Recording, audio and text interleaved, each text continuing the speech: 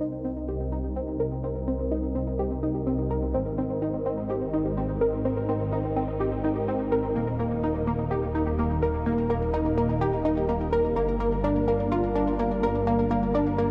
will run alone tonight without you here inside. Guess you had a place you had to chase.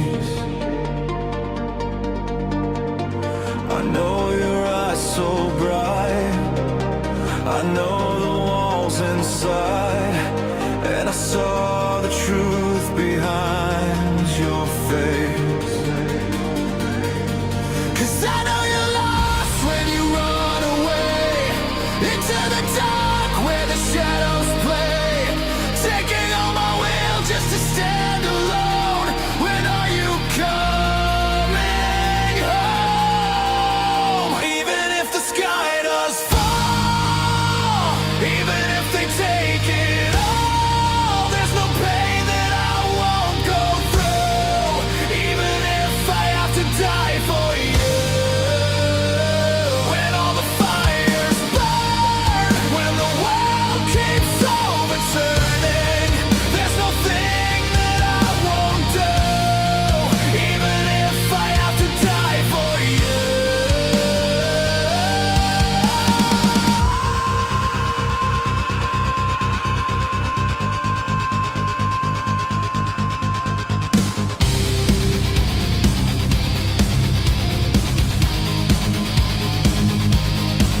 One day the earth will open wide, and I'll follow you inside. The only hell I know is without you.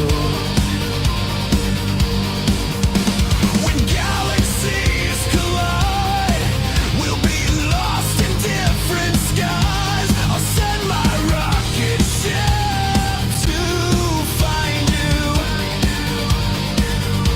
'Cause I know you're lost when you run away into the dark where the shadows play, taking all my will just to stand alone until I bring you home. Even if the sky does fall, even if they take it all, there's no pain that I won't go through. Even if I have to die for you. When all the fires burn, when the world keeps overturning, there's no thing that I won't do. Even if I have to die for you.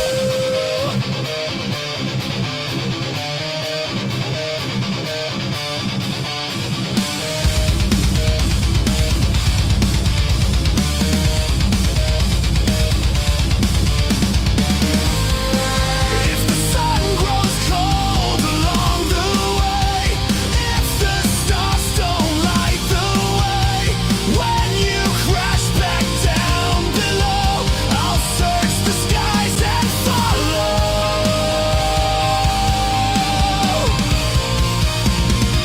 Even if the sky does fall, even if they take it all, I can't see but I'll follow you. Even if I die, when all the fires burn, when the world keeps overturning, there's nothing that I won't do. Even if I have to die for you.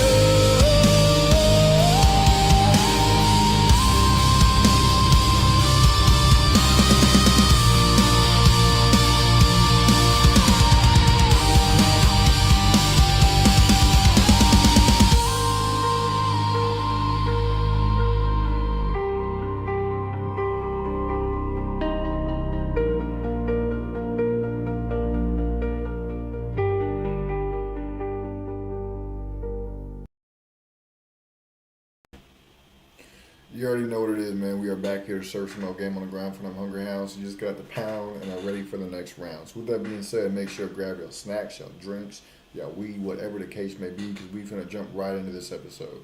He said it's funny reacting to this. I was literally just watching this. Yeah, we finna continue this, man. I started it the other day, and it was hilarious, and I want to keep going. So with that being said, let me go ahead and get this pulled up on here real quick.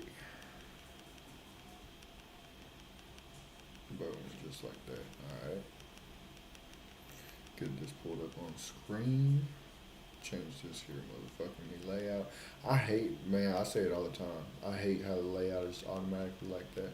But with that being said, man, let's go ahead and get into this. We're going to continue where we left off at. That's kind of how it works. But when Trump and Elon started arguing and there was the big division, I felt a degree of sadness. When I saw that Tucker Candace and you didn't get along, I really, perhaps I'm a sentimental old man, I felt like we'd all be better if we were to a degree on the same team. And we're never all going to agree on everything. I like what you said about the transparency point. That's fantastic. Me, from a personality perspective, if there's orcs at my gate, I'm prepared to work with somebody who I disagree with on 99% of the problems besides let's kill the orcs. So I noticed as well, a lot of the Groypers are constantly retweeting and constantly hammering Tristan for supporting J.D. Vance. Well, J.D. Vance is the only American politician who talks about the fact that we don't have any freedom of speech in Europe. J.D. Vance was the only politician who talked about the fact that Romania, the country we're in, the country that locked us up, overthrew their own election. He's the only one who called it out. So perhaps at a deeper level, you know things I do not know, or there's some things about him I would not like, perhaps. But initially, the initial battle, in Europe we can't even talk. He's the only one sticking up for us. And it's kind of like this infinitely divisible problem, which is a problem we're going to have with the entire movement, especially if we're successful. The more successful we are, the more fragmented it's going to become. As I said, if we had a white-only nation, the Italians would fight the Spanish, who would fight the Germans, and before you know it, the North and the South would hate each other, and you'd be a Texan, and you'd be from Chicago, and everyone would hate each other again, even though we're all the same skin color. That's how it was before. That's why Europe was at constant war. So this infinite divisible problem is a real one, and we kind of have to find a way, especially, and this is me speaking out of turn because it's your movement, it's not my movement. But for you, I would say you have to kind of try to find a way to give some hard parameters and allow people who are not as intelligent as you, not as smart as you, not as well-versed as you, and most of your fans are not going to be. That's why you're the star, to sit and say, okay, where does someone fall? Are they on the good side or the bad side? Because perhaps they did this and this and this, but by and large, they've done X, Y, Z. I always thought, in my infinite ignorance, that Ian Carroll was a good guy. He exposed things, and I watched his videos, and I thought, that's interesting, that's interesting, that's interesting. And then I saw his feed, and everyone was calling him a Jewish plant. And I'm like, what the fuck? Maybe I just don't know enough. Maybe I'm ignorant and dumb. But I was like, how the fuck is he a Jew? He's literally said the opposite the whole way through. It's crazy, bro. People who sit around and will literally speak up for what needs to be spoken up on will be hated by the people that the person that's doing the speaking up on is trying to defend or trying to better their lives. The very same people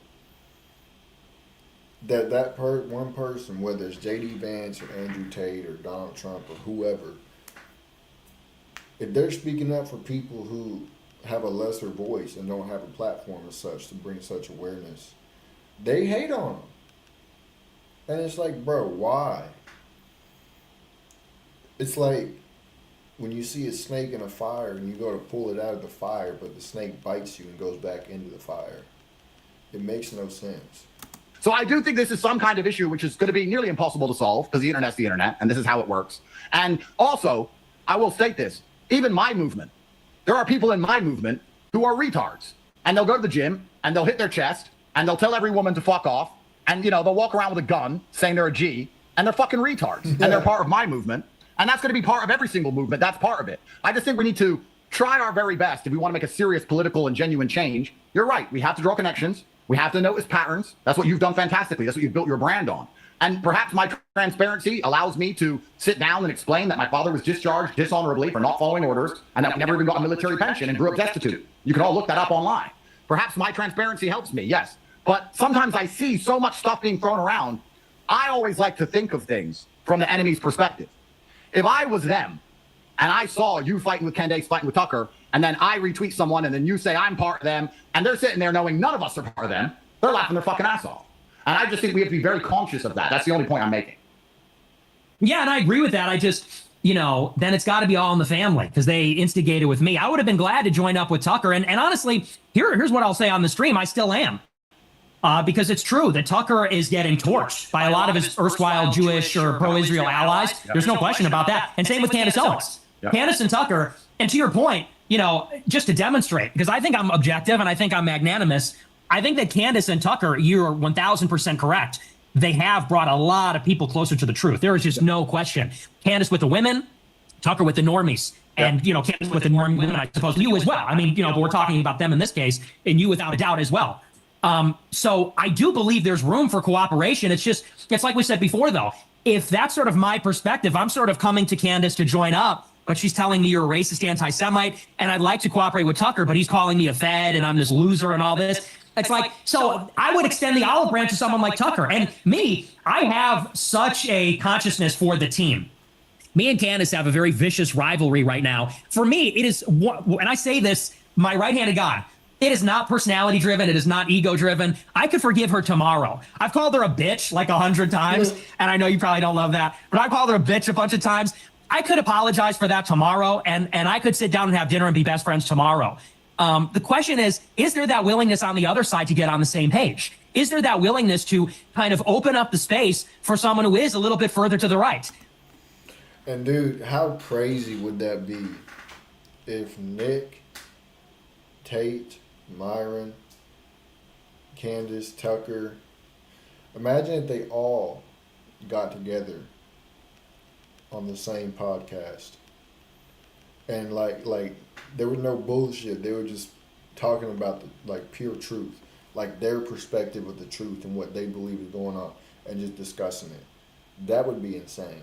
The world would hate that. The world would absolutely hate that, bro.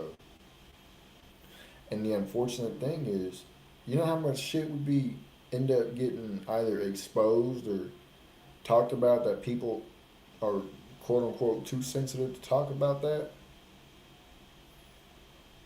And the unfortunate part about that is they're the ones that are keeping that from happening. They're the ones that are keeping that from coming together. That shit would break the fucking world, bro. That shit would break the world. I do believe that. I get it. What's So that? I've got a question for the sake of our debate. So I would argue, and of course, once again, this is full of presuppositions, I'm just guessing here. I would argue that there's a degree of disingenuity when it comes to people saying that her Bridget series is not important or it's trash. And I think you made a clip on it. I didn't watch the whole clip, but you said something about how Macron is an enemy of Israel or something along these lines, and why is she going for Macron? I truthfully, and I'm saying this from the heart, and I've only watched 2 episodes of her series. I haven't even watched the whole thing, and I didn't even watch your whole clip. But I don't see how anyone can not think that's good journalism and not think it's hilarious. I really don't think it's genuine for people to sit and say that that series was a setup somehow, and she's working for the Russians somehow, and that she's somehow working for the Jews because she did that. And I think that it's people disliking her, so instantly tarnishing her work. And I think that it's very important for us as professionals to be able to sit down and say, even if my worst enemy, I can sit and say, I don't like that person, but that work was good. Like, I think Matt Walsh, by and large, is not even a bad person. I think he just has no impact on the culture at all. I don't think anybody cares what he says. But when I saw some of his clips when he was making fun of the trannies, it was funny. Like, you know, okay, cool. That's good work. Like, I don't care. He said it's good work. He's not lying. It's crazy how the go-to insult nowadays on the internet is to call somebody a Jew. The go-to insult is to call somebody a Jew now. Isn't that crazy? We went from calling people fags, retards, queers, fucking all this other shit, to now we're calling people Jews that we don't like. Man, the internet is a goofy-ass place, I'll tell you that for sure. The work if the work is good. And I know it was after your argument with her, everyone was saying that her Brigitte series was bullshit. I don't think it's unimportant, and I don't think it was bullshit. I think it was actually very informative, and I think it was quite an interesting story. And I think that if Macron is fucking his dad, we should know. And I also think that it's fucking hilarious how triggered he is. And I would argue that normally you, if you didn't have a beef with Candace, would also be saying the same thing, that this is funny, and Macron's pissed, and this is all hilarious. Or do you genuinely, your emotions, your feelings for Candace aside, really think that that piece of work is somehow bad work to do? Well, yeah, I mean, it was actually the opposite. I liked Candace last year, and I hated the Brigitte Macron thing. I just didn't say anything because I didn't want to mess with her thing. I'll give you a counterexample. She did an interview with Phil Turney, who's a survivor of the USS Liberty. I thought that was excellent. I thought that was brilliant. Got huge coverage, totally drove the conversation forward. I could, you know, I'm objective. I'm honest. I tell it like it is. I do have a major problem with Candace right now, but that was awesome. And unquestionably so. I'll tell you my issue with the Brigitte Macron thing. It's a couple of things. One, I think it's weird. I think it's weird that Candace is so hung up on the French president, because in America, we just don't really talk about Europe. We don't really care about Europe that much. It's just not something we're engaged in. So for her to have this laser-like focus on that, to me, it kind of gives me a weird feeling from the beginning. And then you delve into kind of the history there. And for a long time, there's been an effort to go after Macron from this crew. Like, I don't know if you know, but back in 2017, there was this huge effort to say that Macron was gay, and that was being pushed by Russian media. It was being pushed by Sputnik and Russia Today. They were quoting Julian Assange. They leaked all Macron's email 2 days before the election in 17. So there's been, for like... That I did not know. That is crazy. They was onto something, or they was trying to get onto something in 2016, 2017. That's crazy. And here it is, Candace picked up the trail, and now everybody's pissed. Like 8 years, this concerted campaign to attack Macron personally, call him gay, say he's married to his dad. So that's another thing, is like it comes back over and over again. Then you get into the person pushing this, the guy, Xavier Poussard. He wrote the book, Becoming Brigitte. This guy's crazy. Like the guy that originated the theory, it's very fringe in France. He believes in the QAnon stuff. He thinks he's working for Trump. He thinks he's working for Putin. The guy's nuts. And when you get down into the actual information, at the end of the day, their proof is that there's a photograph of the person they say Brigitte is as a child, and using this Chinese facial recognition, it says there's an 80% match to Brigitte Macron today. And I don't think that's super good journalism. I think the evidence is flimsy. And I would say maybe there's something going on there. Maybe Brigitte Macron is weird or something. But to me, the evidence is very flimsy. So that's my problem with it. And the reason that I even call it out, why not let it alone? The reason I call it out is because, one, if it's an angle from Russia or some other thing, then that needs to be called out by itself. But two, I think it's so kooky, it just makes us look bad. I think it's one of those things where maybe people watch the USS Liberty show, but then if you're talking about aliens and secret transgenders and the Frankists and, space isn't real, it's like then we just look like we're crazy. So that's the other thing. But it's actually in reverse of what you said. If I liked Candace, I would not talk about my problems with it at all if we had a working relationship. But, since we're at odds, I'm more willing to criticize her. So it's totally the opposite. Well, perhaps this is just a personal preference thing, but I think it's extremely important if we find out that the leader of a European nation, especially the nation which just overthrew the election here, by the way, one of the most important economies on the planet, and Europe is by and large America's ally and will have to be against China for the coming decades. If there is an elite pedophile ring which is in charge of his country, especially if you want to tie this to Epstein and everything else, and the fact that Keir Starmer's gay and all these things, the fact that we have all these homosexuals in power, I think would largely affect the culture. And we just talked about how the culture is so important. I would argue that it doesn't make us look kooky for investigating that. Very much like you said, we need to, if there's smoke, there's fire. And, if the timing is weird, or there's a string here, or there's a link there. I think that she did a fantastic job on the series, and I think it's pretty important. And I'm just surprised from a personal level, you don't find it hilarious that Macron's having a breakdown. I just thought that you would find it funny like I did. When I saw the legal letters, me and Tristan were laughing our ass off. It's funny. The same as Keir Starmer talking about me all day. I think it's funny these people get triggered. Maybe it's just me liking the underdog. Maybe it's just me liking that we have some degree of power to actually influence the emotions of these people who are suppressing us, especially in Europe so heavily. So I was just surprised. Dude, it cracks me up. Because here it is. Andrew Tate, the top fucking G, right? He's got this massive ass platform. And he laughs his ass off at people who get in their feelings, who are quote unquote in control or in power. That shit is hilarious. I don't think you'll understand how funny that is. He said it's hilarious that he was having a meltdown, bro. This dude's a fucking... Oh, man. This shit is funny as hell.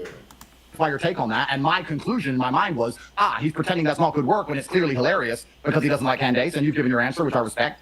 I was just highlighting why I thought that was weird, because I actually thought that was a fantastic series, and I think if it turns out she is right, I think that's very important. I would argue that's extremely important.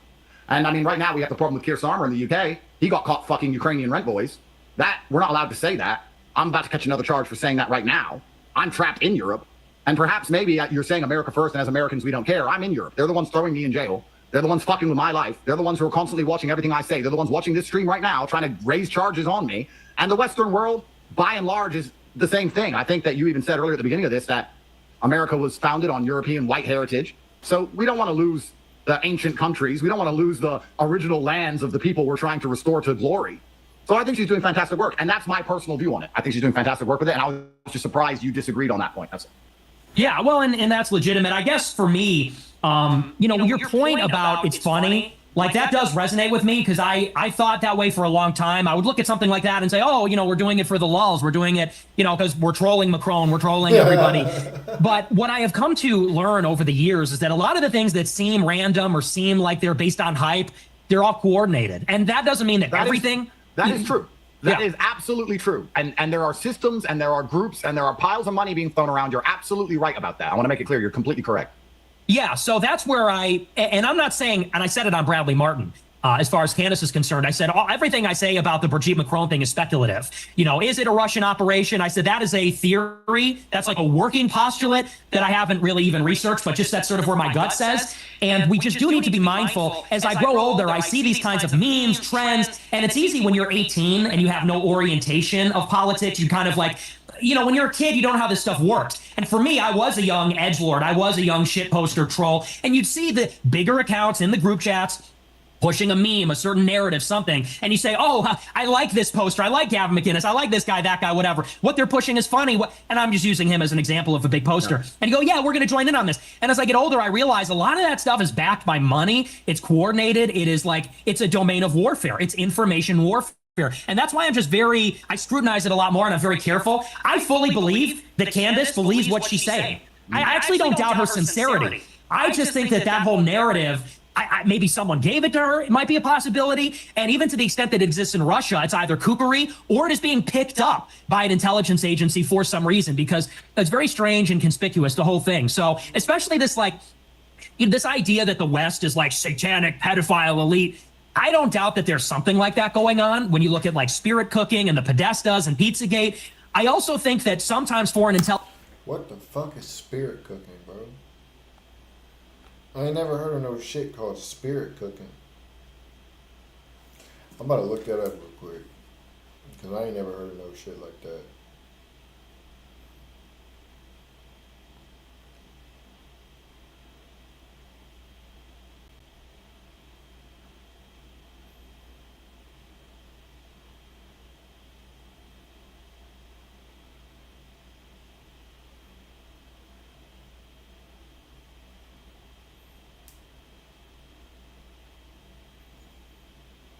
It says,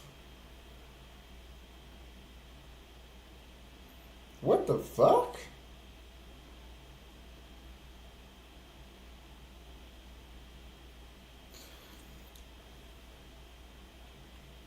Hey.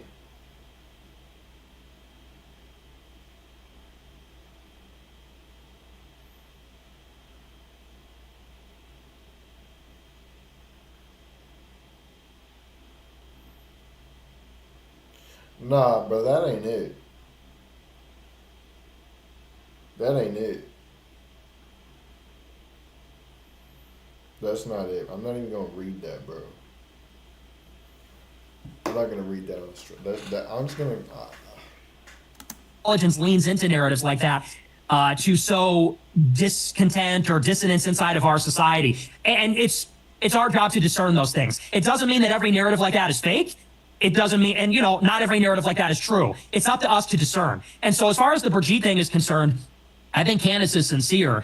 I don't find it very compelling. And I think at the minimum, it is being picked up by Russia on some level because Russia is adversaries with France. And as you know, the more you get into politics, the more you realize everything proceeds from intelligence and defense. Everything proceeds from the national security state. Yep. The energy needs, the technology, the media, information domain, these are all domains of warfare. We're in the age of complexity. And so if I can impress nothing else on my followers, it's that.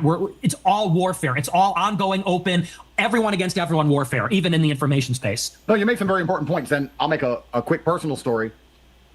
Even when I was accused of human trafficking and locked up and all this bullshit, the American right never really disliked me in any regard. They all defended me. Even Ben Shapiro said that Andrew is correct about the things he says, but he has some of the wrong solutions, but he's by and large correct about the problems with society. The whole American right supported me. When I first got out of jail, there was nobody on the American right who disliked me until October 8th, when I told Piers Morgan that Israel was conducting a genocide. And then the entire American right turned on me instantly, saying that I'm a degenerate because I have sex with more than one girl, and that I'm a terrible person, and I'm a pimp, and all these things. These were accounts that were defending me the day before. And that was organized inside of Telegram groups that I've had access to, and they were paid money to all instantly slander me and turn on me. So you're completely correct. You're also completely correct in saying this is being picked up by Russian intelligence. Yeah, it was. I was fighting in China when the George Floyd riots were going on.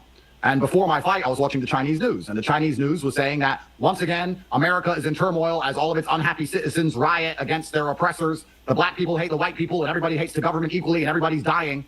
Did China instigate the George Floyd riots? I don't know. Or perhaps they just saw some division and jumped on it because that's what foreign intel agencies do. I don't think Russia told Candace to do it. And I know you lightly alluded to a theory that somehow her and I were getting paid by Russia or something. I can tell you from personal experience that's absolutely not the case. So, yeah.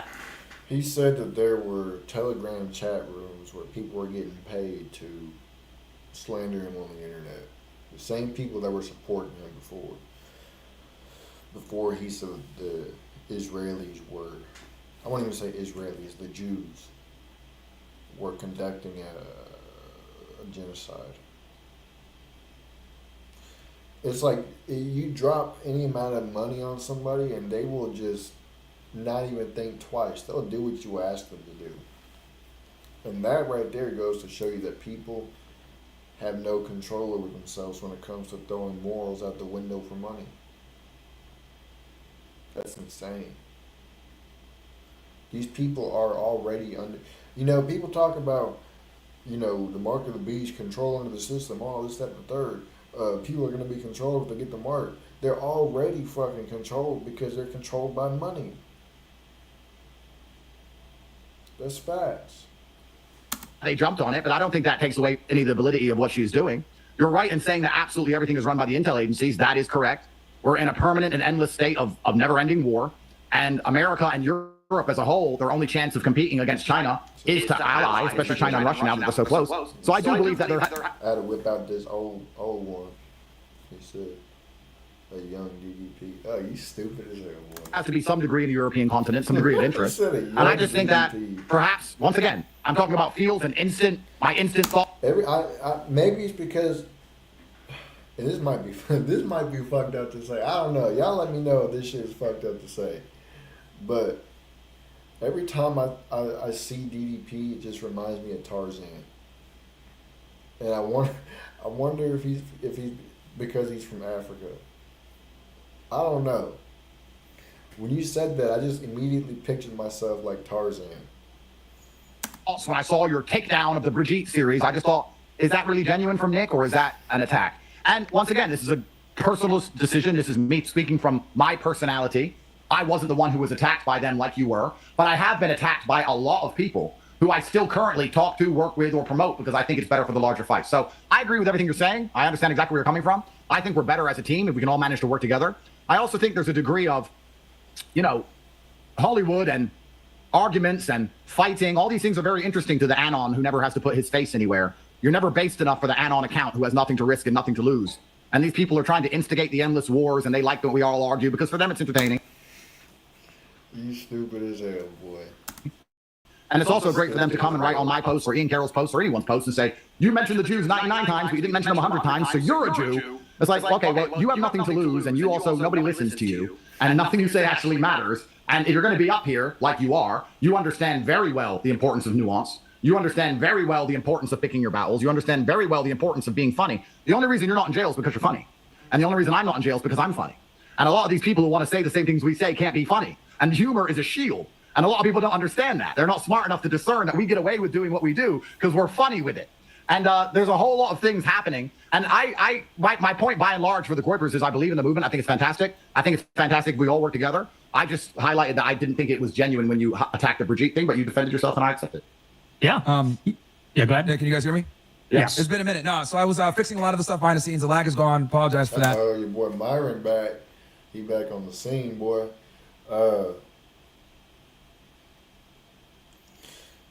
Man, I really want to see these three plus Candace, Tucker, and whoever else. Not Sneeko. Sneeko's a goofball. But I want to see these three, Candace, Tucker. I want to see them all on the same podcast, bro. Just like that would be like the real life equivalent to the fucking Avengers, bro. That shit would be insane. And I know you guys wanted to talk this stuff out, so I just wanted to make sure, let y'all get, the Graper stuff, Candace, Tucker. I know that's like pressing stuff. But do you guys want to hit anything else before I go into the questions or whatever? Or No, I think we we sort of resolved the main stuff so far. So yeah, let's dive in. Yeah. So basically, I got a couple questions here, and I think it'll be interesting because we can sit here and talk about certain topics and stuff like that. But I think these questions will give people a better insight as to your guys' mindset on some things. So what I'll do is I got these questions. I'll answer it first to give you guys time to come up with your own things because some of them are pretty thought provoking. So I'll kind of keep it simple. So the first one I was going to ask was, looking back, what book, person, or event red pilled you, right? And how did that change the trajectory of your content or public persona? So for me, the thing that red pilled me, and I kind of broke it down into categories. What red pilled me on women was reading The Mystery Method and a book called Conquer Your Campus when I was like graduating from high school, getting ready to go to college. Like that's what red pilled me on women, figuring out this, this whole thing about how important social status is to them and how they're looking for a small percentage of men. That's like when I found out about like the 80-20 rule, the Pareto principle, right? What red pilled me on the Jews was 9/11 and JFK, right? No matter how you slice and dice it, there was absolutely Israeli fingerprints all over 9/11, all over the JFK assassination, especially when you look at the nuclear weapon component, which is almost never mentioned in mainstream American media. Hell, even the movie JFK by Oliver Stone did everything in their power to omit the nuclear weapons angle. And then you find out that the movie was funded by a guy named Arnold Milchan, who was literally Israeli intelligence from the unacknowledged nuclear program. So like they had an incentive to keep that information from Americans. And this stuff has been like suppressed for a while. So that definitely red pilled me when it came to that. And then when it comes to money, real estate, usury, and basically central banking is what red pilled me on money. So I'll turn it to you guys. I mean, if you want to break it down in categories, you can. But those are the things that I would say red pilled me on those three topics. It's an interesting question. I'm curious to see what Tate's response is going to be. And Nick's. And I think after they answer this question, we're going to call it here. Andrew, you want to go in and Yeah, I Go can ask First, the question isn't again. I that can how it ask- works? Yeah, so the question is basically I'm at the back of the bus. looking back, what book, person, or event red pilled you, right? And changed the way that you would make content or change the trajectory of how you would make content for the rest of your life. What was the red pill on women, just so to speak, or the red pill on finance or whatever it may be. But either one of you guys could take it. I'll run it then. I'll go. Should I go? yeah, go ahead. So yeah, a lot of my views come from personal experience. I wouldn't say they were a book as such. I wouldn't say it was a movie I watched that red pilled me.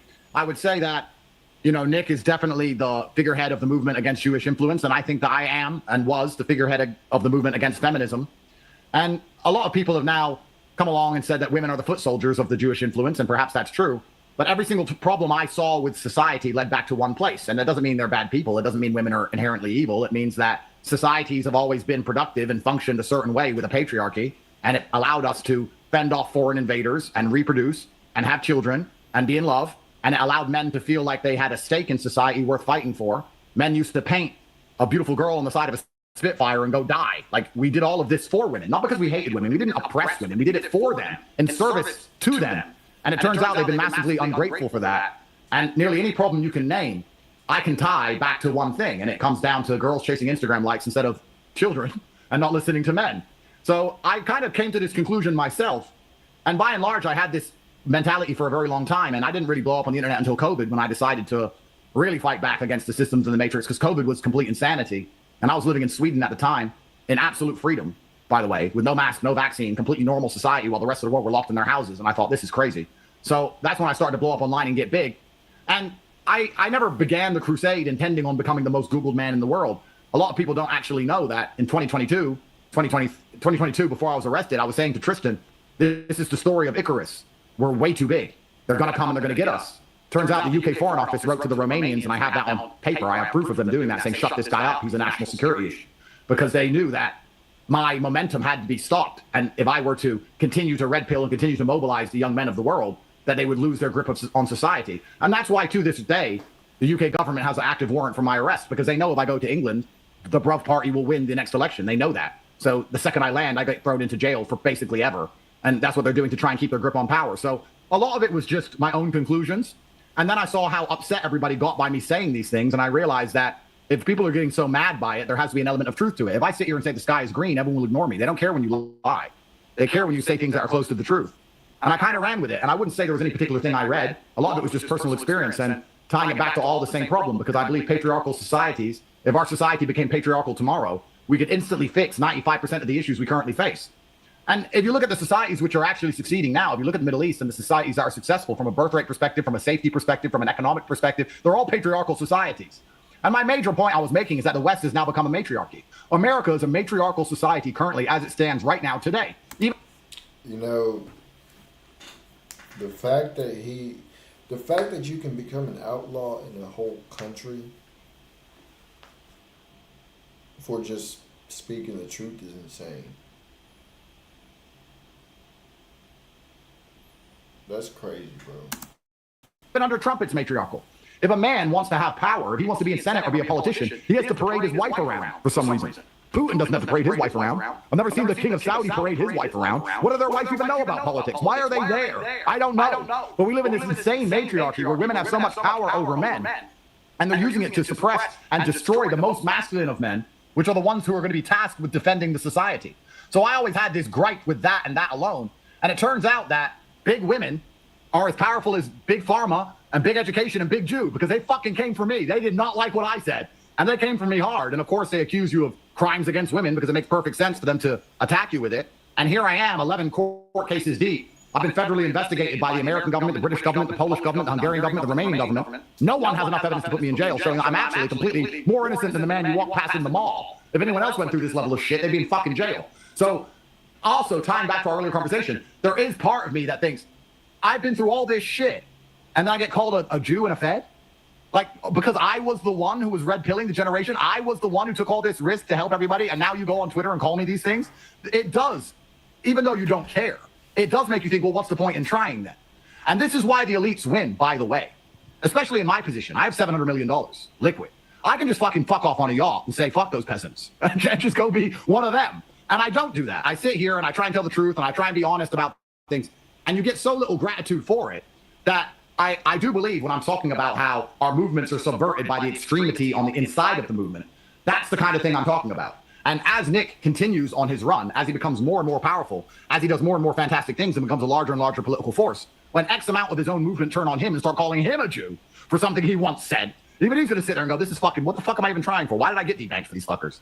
And that's what happened. So all in all, mine just personal experience with women, bro. I mean, I didn't have to watch Fresh and Fit. I knew what was going on for a very long time. Yeah, and I just add to what you were saying, because you were saying, like, obviously patriarchy just went in general. And I would argue COVID was also like a big red pill, because since women tend to defer to the masses, the fact that we locked down, the fact that we had all these scares, that I think is very indicative of how much we value the communitarian nature of women. Well, the reason they're so scared of me and the reason they're trying to get rid of me is because when you have women in charge of a society, you can use emotional arguments. It's not complicated. Yeah. You put women in charge, and then you use an emotional argument to manipulate the women, and the women yell at their husbands, and Matt Walsh says okay, and then they sit at home all day, and that's what happens. So COVID. He said Matt Walsh sits at home and says okay, and my damn phone just died, bro. That is tough. We're gonna finish this last little part up, and we're gonna dip, man. It was one big emotional argument, but grandma was the fucking argument for locking us all in our house for years. That's a female mentality. A man would sit and say, well, grandma's gonna die anyway. Grandma's 94. And I need to go to work. So men can be more ruthless and more logical. So yeah, COVID was one big psyop run from the matriarchal frame, all of it. And every single man who was scared of his wife got the vaccine because of grandma. And every single man who was in charge of his women said, none of us are getting the vaccine. This is bullshit. Shut up and turn it off and live their life as normal. So yeah, absolutely. And the prior. You know, I said that same damn thing. I ain't getting no motherfucking vaccine. And guess what? My life ain't been interrupted at all. My life has carried on the way it was before COVID started. Primary objective of the Matrix, and I'm fighting a different fight than Nick and a different fight from you, but I truly believe the reason they are so hard on trying to make sure in every movie, in the culture, in the law, and all of these mechanisms that women are above men is because they can simply scare the women or use an emotional argument on the women. And if they're in charge of society, then they have absolute control over the society, and they don't need to convince us of anything. Men must be convinced. You have to convince me. You don't have to convince a woman. You have to scare her. And that's much easier to do when you put up some Chinese dude falling over. I never saw anyone fall over on the street, but in China, supposedly they're falling over left and fucking right. And chicks had a mental breakdown. So you know, it's funny. I remember seeing videos of people in China just looking up and then falling down. I went to war against that because I saw it was all just a matriarchal mindset. And maybe at a level deeper, yeah, certainly there are groups and people who are doing this on purpose and weaponizing women against men. They've certainly weaponized women against me. I mean, I'm the fucking, from personal experience, they call 1,000 women who know me and they find one idiot and I get dragged to jail. I mean, they certainly weaponize women against me. So perhaps women are not the tip of the spear. Perhaps they're the foot soldier. Perhaps they're the pawn and not the king and the queen.